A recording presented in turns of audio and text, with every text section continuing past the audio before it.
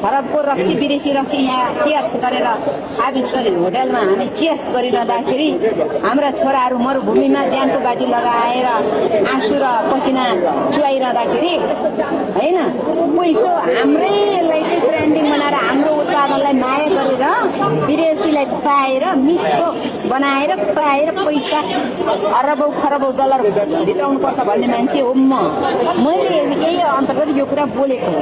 यो रक्सीको कुरा मात्रै होइन, सम्पूर्ण कृषि कुराहरू, कृषि उत्पादनको कुराहरू हाम्रो चाहिँ कृषकहरूलाई माया गरिदिनुहोस् त, हाम्रो दाजुभाइ दिदीबहिनीलाई माया गरिदिनुहोस्, हाम्रो श्रमलाई माया गरिदिनुहोस्, हाम्रो पसिना र मेहनतलाई माया गरिदिनुहोस्, विदेशीको चिजलाई माया गरिदिने बानी छाडिदिनुहोस् के विदेशीको वाह भन्ने कुरा छाडिदिनुहोस्, आफ्नो चिजलाई माया गर्नुहोस्, आफ्नो खुट्टामा उभिने अब बल गर्नुहोस्, त्यसको लागि हिम्मत गर्नुहोस् भन्ने मेरो अभियान हो।